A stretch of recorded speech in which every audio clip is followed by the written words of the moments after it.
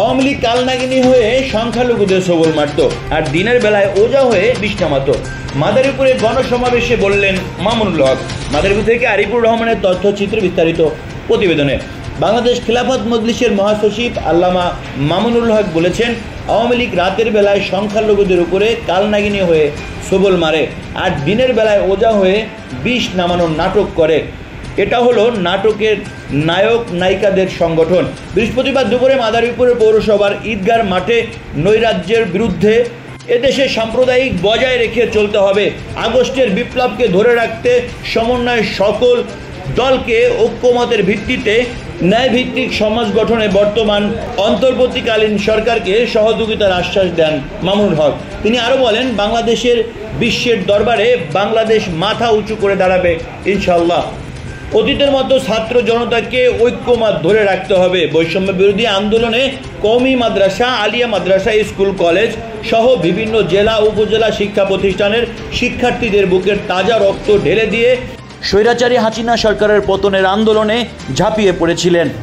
সেদিন আবু সাঈদকে স্বৈরাচারী সরকারের পুলিশ গুলি করে বুক ঝাঁঝরা করে দিয়েছিল। সেই তাজা রক্ত ও হাজারো ভাইয়ের জীবনের বিনিময়ে আমরা যে স্বাধীনতা অর্জন করেছি, আমাদের সেই স্বাধীনতা রক্ষা করতে হবে।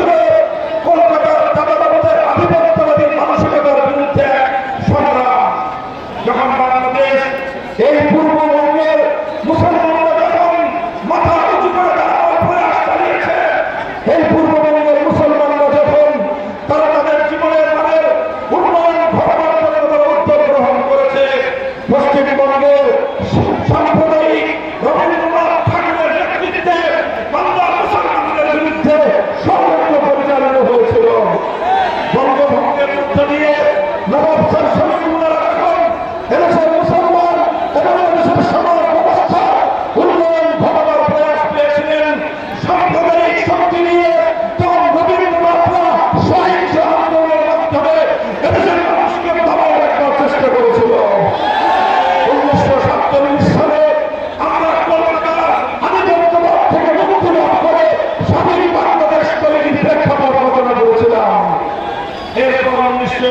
সালে চূড়ান্ত লড়াই করেছিলাম আমরা পশ্চিম পাকিস্তানের খানদের বিরুদ্ধে।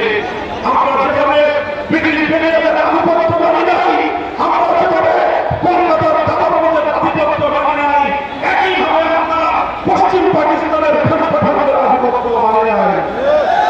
আমরা পশ্চিম পাকিস্তানিদেরকে বলেছিলাম আমরা তোমাদের ভাই, তোমরা আমাদের ভাই, কিন্তু পশ্চিম পাকিস্তানিরা বলতে চেয়েছিল আমরা তাদের দাস, তারা আমাদের প্রভু। আমরা বলে দিয়েছিলাম আমাদের প্রভু একজন, তিনি আছেন আমাদের রব্বুল আলামিন। এই জমিনে আমাদের বন্ধু আছে, কোনো প্রভু নয়। আমরা বলতে চাই এই বাংলাদেশকে যদি কেউ দুর্বল করে আমাদের প্রভুত্ব করতে চায়, আমরা বন্ধ উপরে ফেলার জন্য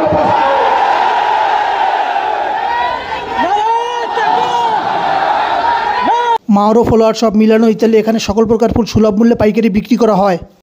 এসিলুঙ্গা সুপার মার্কেট ইত্যাদি এখানে নিত্য প্রয়োজনীয় সকল পণ্য পাওয়া যায়। আপনারা দেখছেন AN বাংলার নিউজ।